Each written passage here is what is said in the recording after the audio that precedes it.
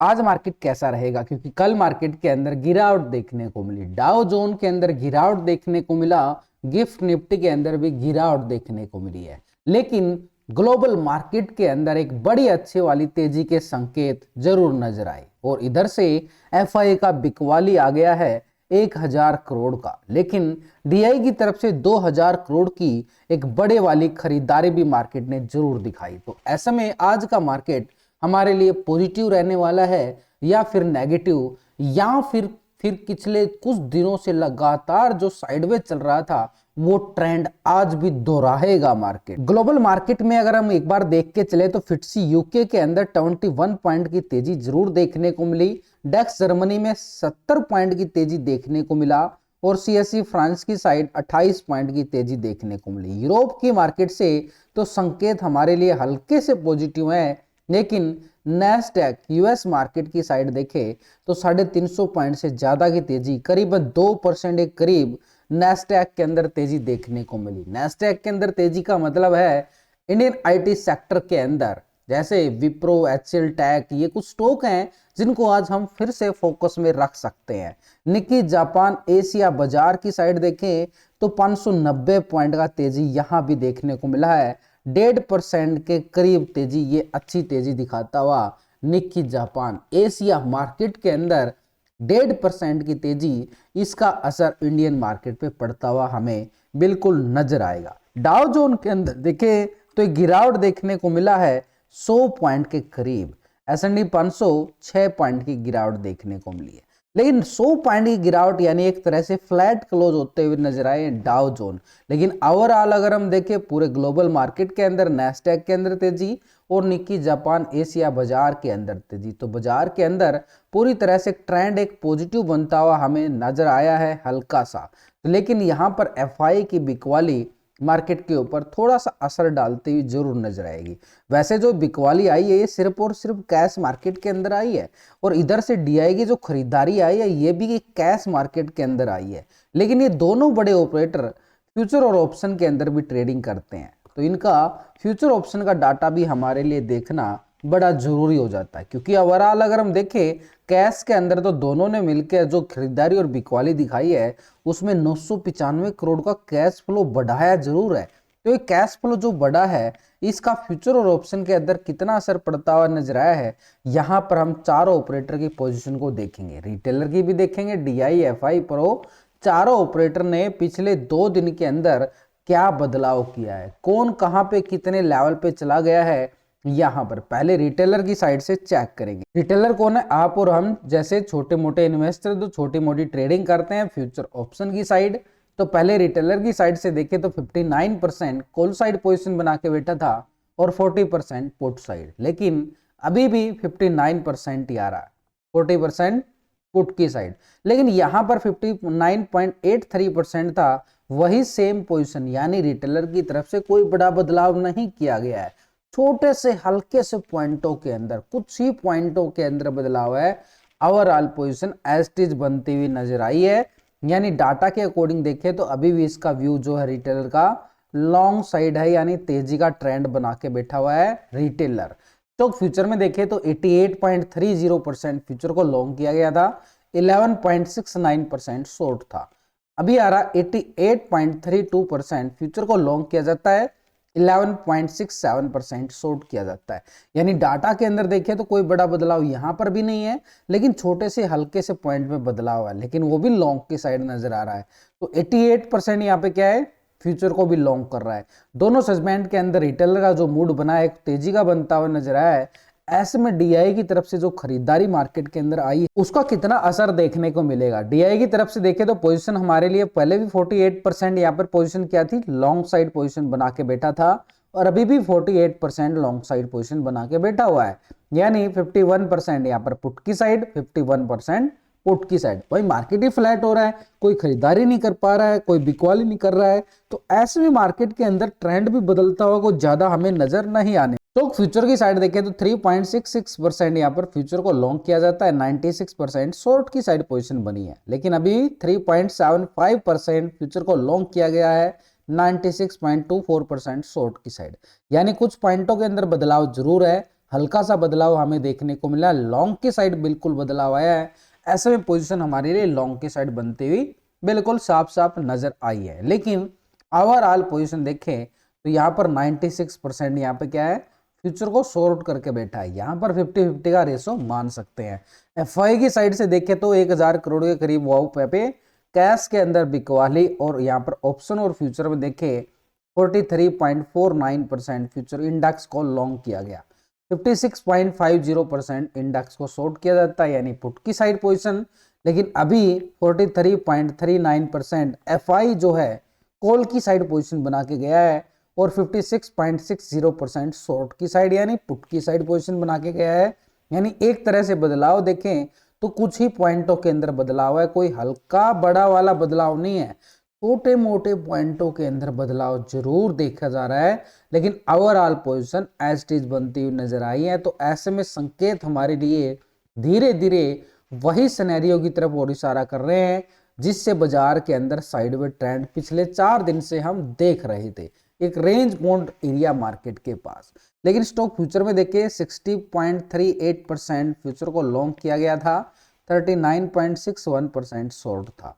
अभी 60.12% यहाँ पर फ्यूचर को लॉन्ग किया गया, 39.87 शॉर्ट की साइड। कुछ पॉइंटों के अंदर यहाँ भी प्रॉफिट बुकिंग जरूर देखने को मिली है, लेकिन कोई बड़े वाली पोजीशन इधर से उधर नहीं देखने को मिला है। डाटा एस्टिज नजर आ रहा है। प्रो की साइड से देखें 29-70%, 29-70% डाटा के अंदर यहाँ भी कोई बड़ा बदलाव नहीं है। यानी ओवरऑल अगर हम देखें फ्यूचर के अंदर भी 68-68, 31-31 भाई है, ऐसा नहीं है कि वही डाटा आ गया है भाई, पॉइंटों में तो बदलाव है, लेकिन बड़ी वाली पोजीशन इधर से उधर शिफ्ट होती हुई नहीं नजर आई है। तो ओवरऑल व्यू क्या निकल के आएगा मार्केट की तरफ से, जो कल निकल के आया था कि भाई मार्केट फिर से डाटा के अकॉर्डिंग तो रेंज बाउंड एरिया बनता हुआ नजर आ रहा है। टेक्निकल भी मार्केट वहीं पे सिमटता हुआ नजर आ रहा है जो हमें कल सेशन के अंदर नजर आया था।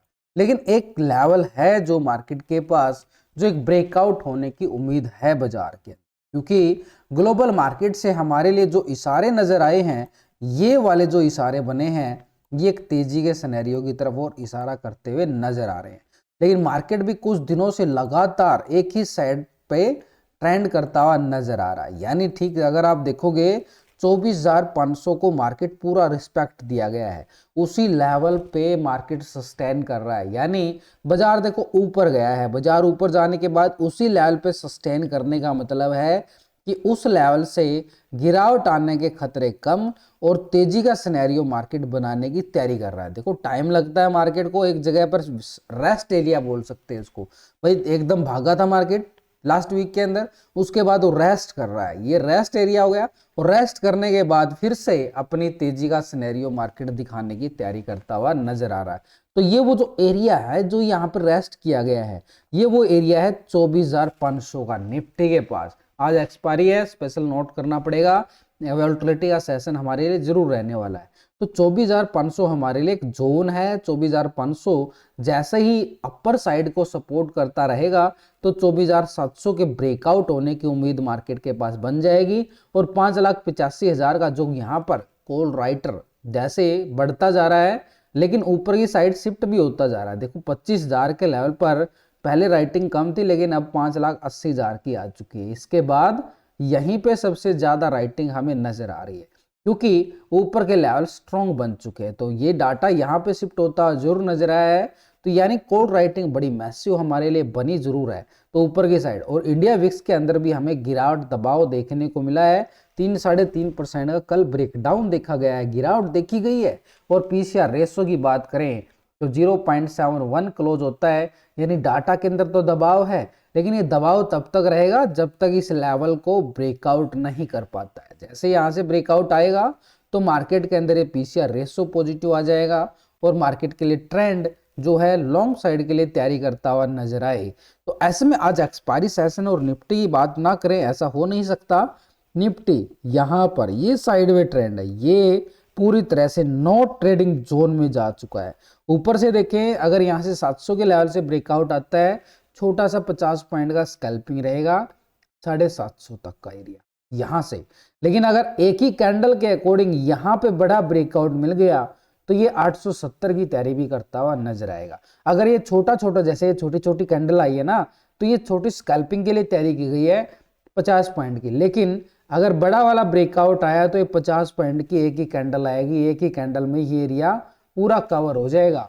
तो इसलिए नहीं है कि भाई ये पूरा एरिया कवर नहीं होगा, इसलिए बोल रहा हूं यहां पर ये एरिया बड़ा जरूरी है। यहां से लॉन्ग साइड बड़ा ब्रेकआउट आया तो इसी कैंडल का स्टॉप लॉस लगा के हम इस लेवल की तैयारी कर सकते हैं कॉल के लिए। यहां पर जैसे ये बड़ा ब्रेकआउट आता है तो इसी कैंडल का स्टॉप लॉस और ऊपर की साइड इस लेवल की तैयारी कॉल वालों के लिए स्कैल्पिंग देखने को मिले।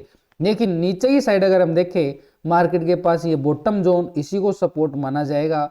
और ये सपोर्ट जैसे ये कल का लेवल है, कल इस लेवल पे मार्केट बार बार सस्टेन किया गया, तो इस लेवल से ब्रेकडाउन आता है तो ये 500 तक का छोटा सा एरिया पुट वालों के लिए स्कैल्पिंग देखने को मिलेगा यहाँ पर।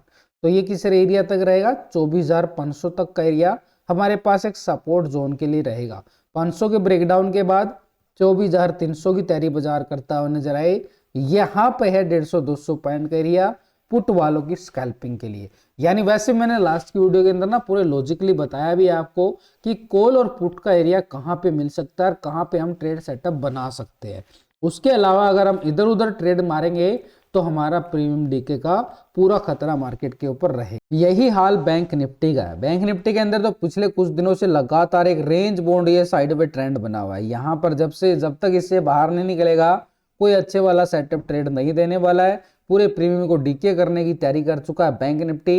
ये जोन बड़ा बन चुका है, इसलिए यहाँ पर काफी टाइम से स्पेंडिंग देखने को मिल रहा है, टाइम स्पेंड कर रहा है यहाँ पे।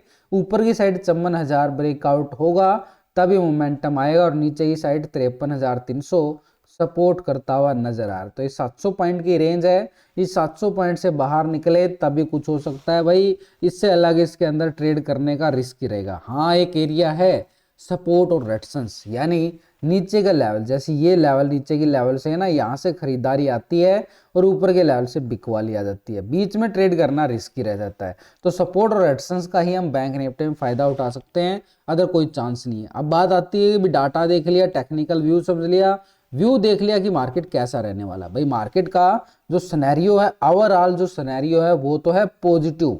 पॉजिटिव का मतलब बाय ऑन डिप्स, नीचे आए खरीदारी करो सपोर्ट के लेवल से। जैसे निफ्टी के अंदर 24,500 है, बैंक निफ्टी में 53,150-300 का जोन बना हुआ है। ये जोन है जो नीचे के लेवल से खरीदारी के जोन बनते हैं, लेकिन ऊपर के लेवल से बिकवाली है। जब तक उस ऊपर वाले रेजिस्टेंस एरिया को ब्रेकआउट ना करे तब तक लॉन्ग की साइड और ज्यादा तेजी की उम्मीद मार्केट में कम रहेंगी। डाटा आपके सामने आ चुका है कि डाटा के अंदर कोई बदलाव नहीं है, एज इट इज डाटा नजर आया है। हल्का सा पोजीशन अगर बनाएगा तो ग्लोबल मार्केट का असर आज मार्केट के ऊपर पड़ता हुआ नजर आ सकता है, जो वहां से हमें थोड़े से तेजी के संकेत नजर आए हैं, उसी का असर बाजार के ऊपर पड़ता हुआ नजर आएगा। वैसे ओवरऑल देखें तो प्री ओपनिंग में मार्केट एक साइडवे ट्रेंड के साथ ओपन होता हुआ हमें नजर आने वाला